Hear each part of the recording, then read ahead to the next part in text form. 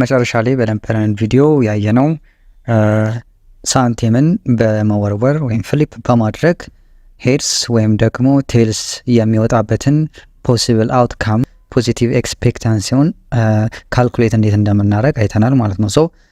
ያ በሳንቲም ሲሆን እንዲሁም ደግሞ ነገሮችን በተደጋጋሚ በማድረግና አንድን ስትራቴጂ ወይም ደግሞ አንድን ዘዴ ደጋግመን በማድረግ ከጊዜ በኋላ ወደ ሆነ ኤጅ እንደምንደርስ የተረዳንበት ቪዲዮ ነበር። በዚህ ቪዲዮ ደግሞ ፖዚቲቭ ኤክስፔክታንሲ በትሬዲንግ ምን እንደሚመስል እንዲሁም ያንን ኤጅ እንዴት በትሬዲንግ ውስጥ ዊን ወደኛ ፌቨር የሚመጣበትን ትሬዲንግ ኤጅ ዲዛይን የምናደርግበት ሲስተም ነው የምናየው ማለት ነው።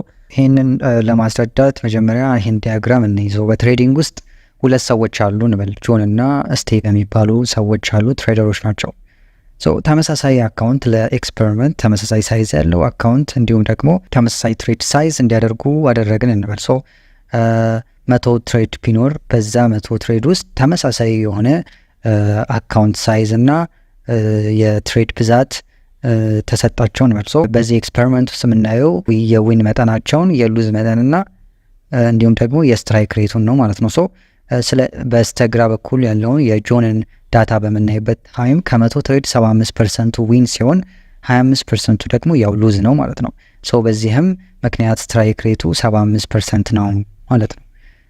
በስቲቭ በኩል ያለውን ደግሞ ዳታ ስናይ ስቲቭ 30%ቱን ዊን አደረገ ወይም ደግሞ አሸነፈ፣ ትሬዲንጉን በፕሮፊት ዘጋ። 70%ቱን ግን ሉዝ አደረገ ማለት ነው። ከግማሽ በላይ ሉዝ ነው ያደረገው። ስትራይክ ሬቱ 30% ነው እንላለን ማለት ነው።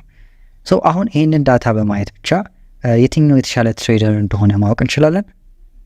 አሁንም እንደ በፊቱ መልሳችሁ አው ከሆነ ተሳስታችኋል። ምክንያቱም እዚህ ጋር የተዘረዘሩት ዳታዎች ወይም ዲቴሎች በቂ አይደሉም። አንድን ሰው ወይም አንድን ትሬደር ስኬታማ ትሬደር ነው ወይም ፕሮፊታብል ነው ወይም ፖዚቲቭ ኤክስፔክታንሲ ያለው ለማለት የሚያስችል ዳታ አይደለም ያለን ማለት ነው። ኢቨን ኢፍ ጆን እዚህ ጋር 75% ስትራይክ ሬት ቢኖረውም እንዲሁም ደግሞ ስቲቭ 30% ስትራይክ ሬት ቢኖረው የተለያየ ስትራይክ ሬት አላቸው ማለት የሚያገኙት ገንዘብ በዛው መጠን ነው ብለን አናስብም። ጆን የተሻለ ስትራይክ አለው ማለት የተሻለ ፖዚቲቭ ኤክስፔክታንሲ ያለው ማለት አይደለም።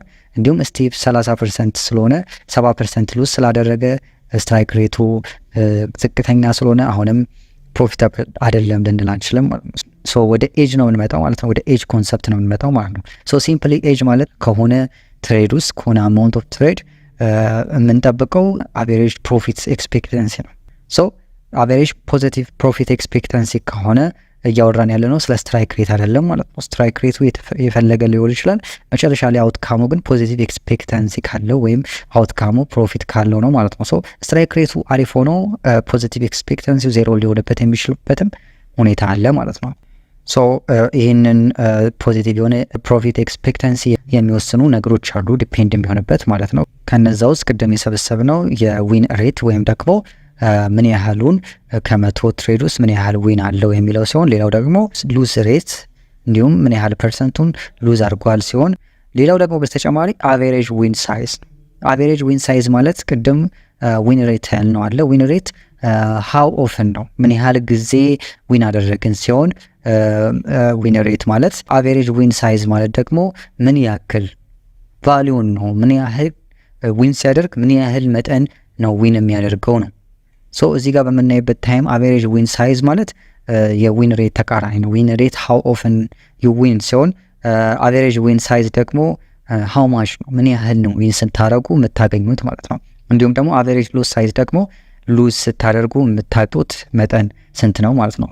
እዚህ ጋር በስንት መንገድ እንከፍለዋለን? በሁለት መንገድ እንከፍለዋለን ማለት ነው። 1 እና 2 ላይ ያሉት ዊን ሬት እና ሉዝ ሬትን ስናያቸው መጀመሪያ ቅድም ዲያግራማቸው ላይ ያስቀመጥነው ዳታ በቂ አይደለም ብለን ያስቀመጥነው ዳታ ስትራይክ ሬትን ነው የሚወስኑት።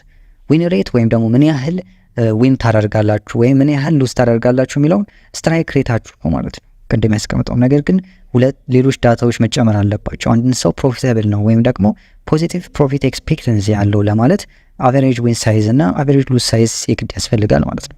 ያ ማለት አቨሬጅ P&L ያስፈልገዋል ማለት ነው። አቨሬጅ P&L ምን ያህል ጊዜ ዊን አደረጋችሁ ሳይሆን ምን ያህል ዊን አደረጋችሁ ማለት ነው።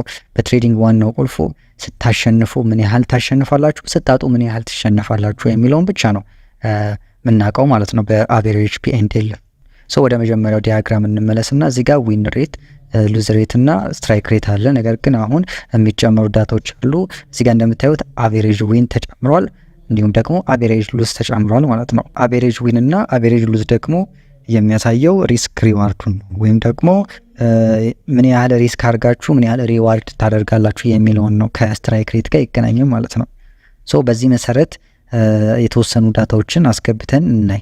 ሶ በዚህ መሰረት ጆን እንዳልኳችሁ ከመቶ 70% ዊን አደረገ። ሉዝ ደግሞ ያደረገው 25% ነው። እንዲሁም 75% ስትራይክ ሬት አለው ማለት ነው እስካሁን ባለን ዳታ። ነገር ግን አቬሬጅ ዊኑ ስንት እንደሆነ አናውቅም። ሲያገኝ ስንት ነው? 75% አግኝቷል። ግን ሲያገኝ ምን ያህል መጠን አለው? ያ በዶላር ምን ያህል መጠን ያገኛል ነው።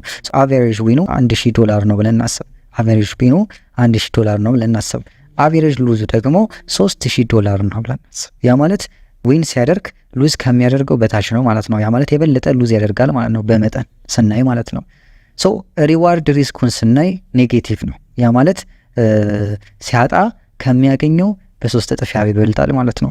ስለዚህ ሪዋርድ ሪስኩ ኔጌቲቭ ውስጥ ይገባል። 1 ለ3 ነው ማለት ነው። ሶ 1 ለማግኘት 3 ሪስክ አድርጎ ነው ማለት ነው። $1000 ለማግኘት $3000 ሪስክ አድርጎ ነው ማለት ነው።